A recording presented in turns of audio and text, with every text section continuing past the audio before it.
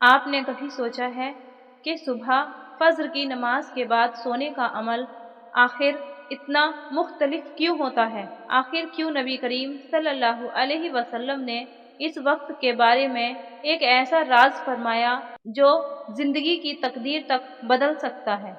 ہو سکتا ہے آپ روز صبح فجر کے بعد سوتے ہوں، لیکن کیا آپ کو پتہ ہے کہ اس ایک عادت سے رزق رک جاتا ہے، برکت چلی جاتی ہے اور روحانی طاقت کمزور پڑ جاتی ہے؟ آج کی اس روحانی کہانی میں ہم آپ کو وہ راز بتائیں گے جو صرف کچھ لوگ ہی سمجھ پاتے ہیں، اور اگر آپ نے اس پیغام کو دل سے سنا تو ہو سکتا ہے کہ آپ کی زندگی بدل جائے۔ حضرت شخر غفاری رضی اللہ عنہ سے روایت ہے کہ نبی کریم صلی اللہ علیہ وسلم نے فرمایا، یا اللہ میری امت کے لیے صبح کے وقت میں برکت عطا فرما۔ یعنی رسول اللہ صلی اللہ علیہ وسلم نے اپنی امت کے لیے صبح کے وقت میں برکت کی دعا کی ہے۔ آپ نے کبھی سوچا ہے کہ اس وقت میں آخر ایسی کیا خاص بات ہے؟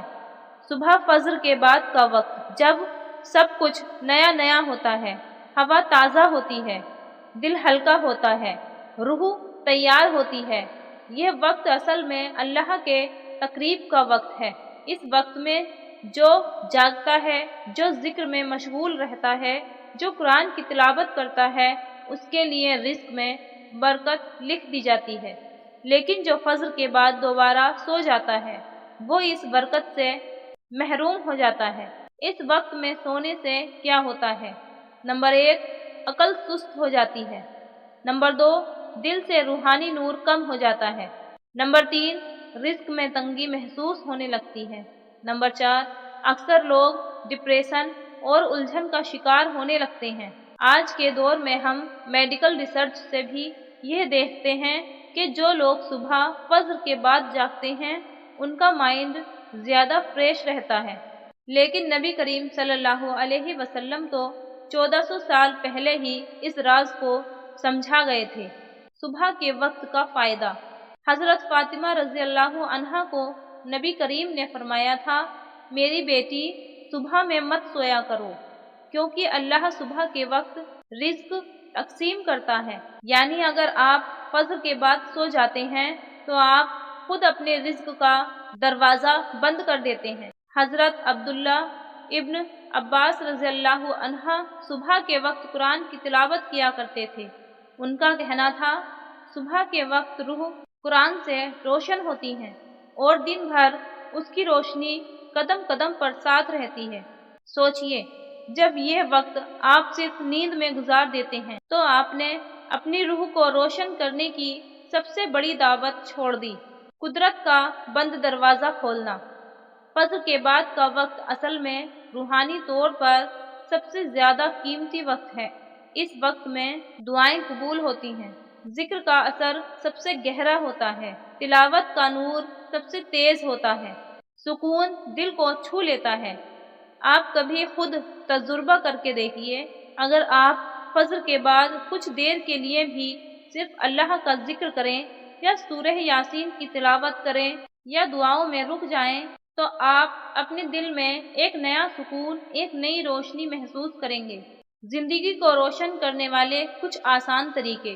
اگر آپ چاہتے ہیں کہ فجر کے بعد کا وقت آپ کے لیے روحانی طور پر سب سے بہترین وقت بن جائے، یہ چھوٹے لیکن عظیم عمل ضرور کریں۔ نمبر 1، فجر کے بعد 100 مرتبہ سبحان اللہ و بحمدہ، سارے گناہ معاف ہو جاتے ہیں۔ نمبر 2، تلاوت قرآن، صرف ایک رکوع یا ایک پارہ روزانہ۔ نمبر 3، 7 مرتبہ سورہ فاتحہ اور 7 مرتبہ آیت الکرسی۔ نمبر 4، درود ابراہیم 100 مرتبہ، دل صاف اور دعا قبول ہوتی ہے۔ نمبر 5 منٹ کا کھلا دعا کا وقت، ہر من کی بات رب تک پہنچتی ہے۔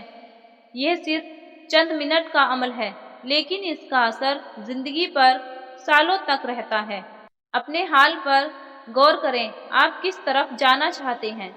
اکثر لوگ کہتے ہیں، میں تو صبح فجر کے بعد سونے کا عادی ہوں، لیکن سوال یہ ہے، آپ किस रास्ते पर चल रहे हैं। क्या आप चाहते हैं कि आपका दिन अल्लाह की रहमत से शुरू हो या गाफिल होकर? क्या आप चाहते हैं कि आपका रिश्ता अल्लाह से मजबूत हो या सिर्फ एक फॉर्मल इबादत तक महदूद? यह वक्त खुद को जगाने का है, सिर्फ नींद से नहीं, गफलत से भी। अगर आप हर रोज सिर्फ 15 मिनट भी फज्र के बाद अल्लाह के साथ गुजार लें तो अल्लाह आपकी पूरी जिंदगी में वो राहें खोल देता है जिनके बारे में आपने कभी सोचा भी नहीं हो। क्या पता आपकी सबसे बड़ी दुआ का जवाब भी इसी वक्त में छुपा हो। क्या पता आपकी जिंदगी का सबसे रोशन मोड़ इसी वक्त आने वाला हो। तो आज से इस वक्त को ना गवाइए। फज्र के बाद सोने से पहले जिंदगी के मकसद को याद करिए। अगर आपको लगता है कि यह पैगाम आपके दिल तक पहुंच गया तो इसे सिर्फ अपने तक महदूद मत रखिए।